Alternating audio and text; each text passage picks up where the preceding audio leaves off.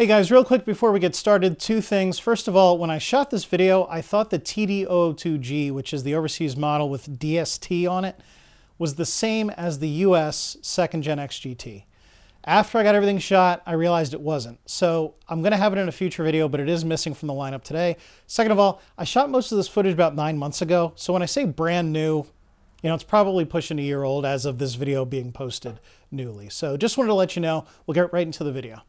Hey friends, Jim here with Philly Fixed. I'm super excited because I'm going to compare the brand new TD173D impact driver from Makita that is not out in the US yet to all of these other impact drivers.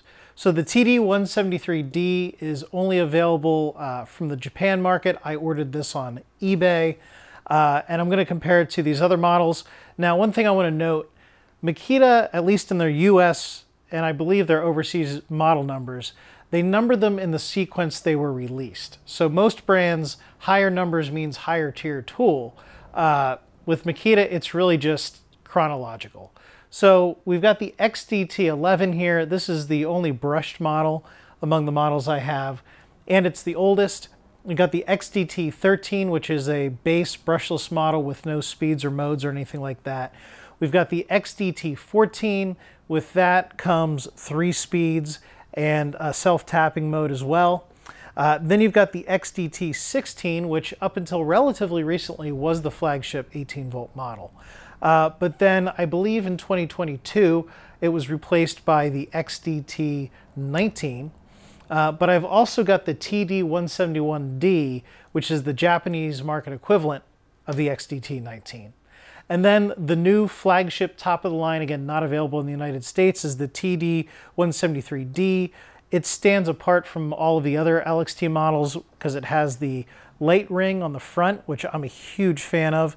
Skill has had that on some of their tools for a while. Glad to see Makita adopted it.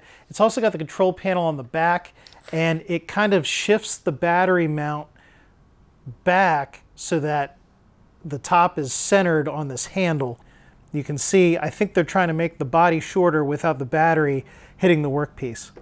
Then moving on to the 40-volt line, we've got the GDT01, which was the first XGT model to come out. And then we've got the brand new GDT02. Anyway, we're going to do a whole bunch of tests, see how these compare, and see which one is the right one for you. Let's get to it.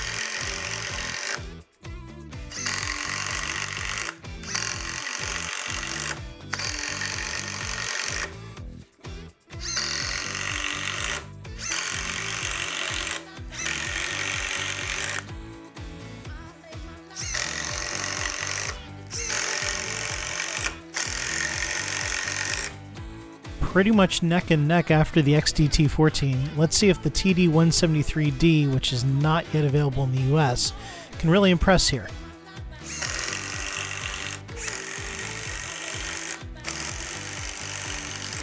Not really a breakout performance from the purple model. Let's move on to the 40 volt.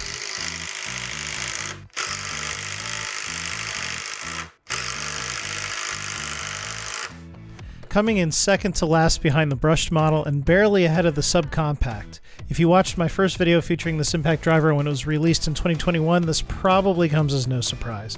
A chance for redemption here though with the relatively new GDT02 40-volt model, released with virtually no announcement in the US.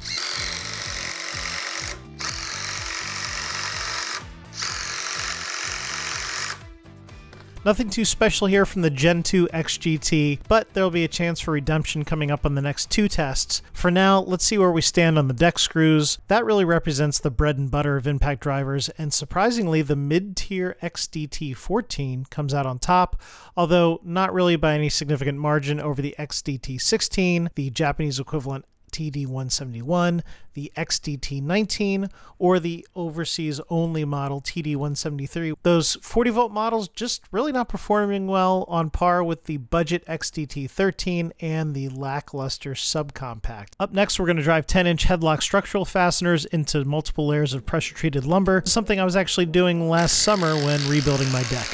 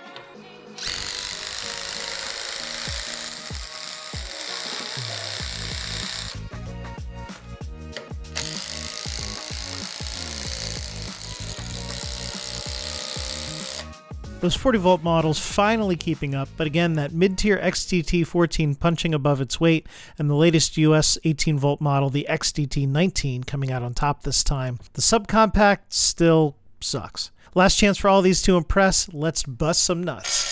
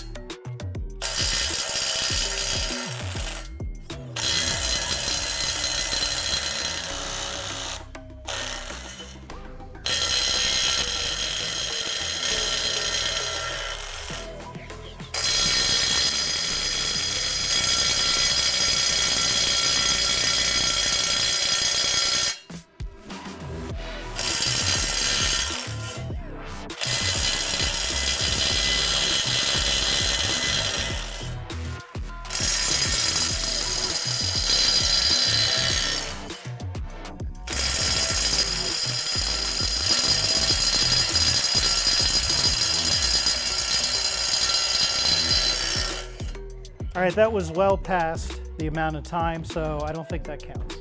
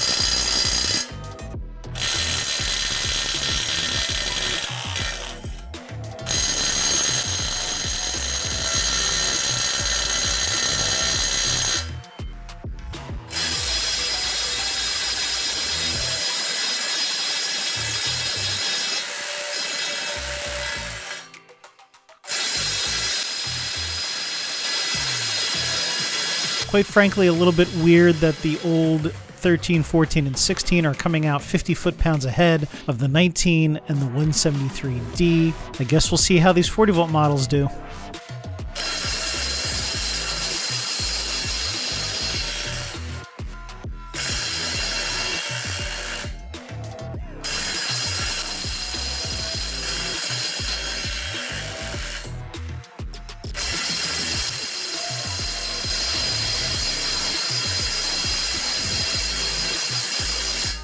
Okay, now we're going to try 375 with a 4 amp hour battery on the GDT01.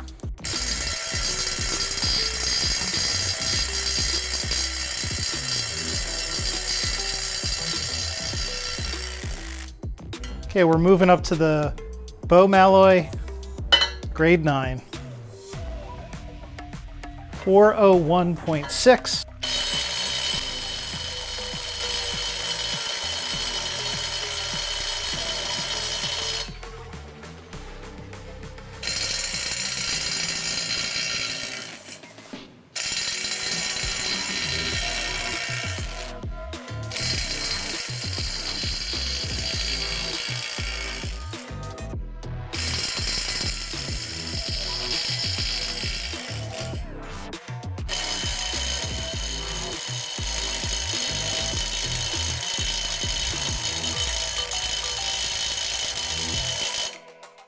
Let's give it a shot with the 21700 cell 4 amp hour.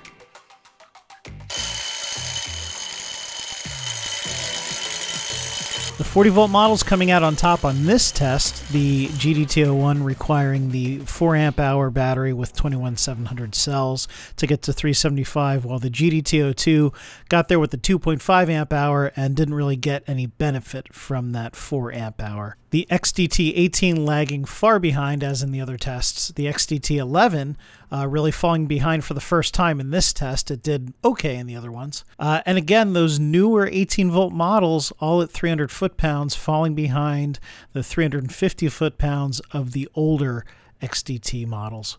All right, so I'm going to put my rankings on the screen in just a second, but first I kind of want to explain them. Basically, I took the nut busting torque, I divided it by 25 because I really don't want that to be weighted heavily in the rankings. You really shouldn't be using these for that type of application. So, I divide by 25 and I put that on top of a fraction because higher is better. And then I took the 10-inch headlock score time and the deck screw driving times. I put those on the bottom of a fraction because lower is better. Higher scores are better, right? So higher nut busting on top of a fraction is higher. Lower times to drive the other fasteners. Lower is better on the bottom of a fraction, drives the score up, okay? And then as far as the headlocks, I divided that by 2 because lower is better, but I also wanted that to be weighted less than the deck screws. Likewise, I multiplied the deck screws by 2, which means if you were slower on the deck screws, you get penalized more. So basically, the deck screws are weighted the highest, the headlocks are weighted a little bit less than that, and then the nut busting torque is weighted way less than the other 2 factors. I think in the order of importance on using these tools, that's kind of how it goes in real life. All right, so I'll put those on the screen. I also multiplied by 100 so I could get a nice clean 0 to 100 score, you'll see. The XDT14, in addition to being ranked at the top of these, it really is my favorite. And the reason is, you can see it's the most beat up. I'm using it on my bathroom remodel right now. Another channel for that coming up soon, but it only has 3 modes and a self-tapper. So when you're in the middle of something, I just really don't want to be messing with all the features and functions on the XDT19 and the 16 and the 40 volt models. I like 3 speeds. I usually have it on top speed and just feather the trigger with my finger, but sometimes I do slow it down if I really want to be careful with something. So I like the balance of features and its simplicity in the XDT14. It's also not the most expensive. Number 2 on the list is actually the XDT16. And again, that's mostly over the XDT19 because of the nut busting score. If you look at the headlock scores, the XDT16 actually did a little bit worse than the XDT19. So if you're just doing smaller fasteners, you might want to look at the 19 over the 16, but in the overall ranking, it came second. And then if you're in the 40 volt line, definitely get the 2nd gen. If you got in early on the XGT line, I would actually recommend upgrading to the 2nd gen. I wouldn't always recommend getting the latest just because it's the latest, but I think in this case, there's enough of a difference, it's worth it. I also want to give an honorable mention to the TD173D Japanese model. If you're a big Makita fan like me, this is why you buy Makita tools. It takes the great ergonomics, it just notches it up even a little bit more. I think the ring light is fantastic. If you're working in dark spots, I was working under my kitchen cabinets, putting in a reverse osmosis filter. It came in really handy. And it's just, man, it's like everything you like Makita for, even better in this tool. You're going to spend $200+ on eBay, but if you're a big Makita fanboy, I would recommend it. But overall, for everybody else, GDT14 is my key pick. Guys, I appreciate you watching. My name's Jim with Philly Fixed. God bless you, and I'll see you on the next one. Hello, I'm Jim Davis. I'm not a beautiful man.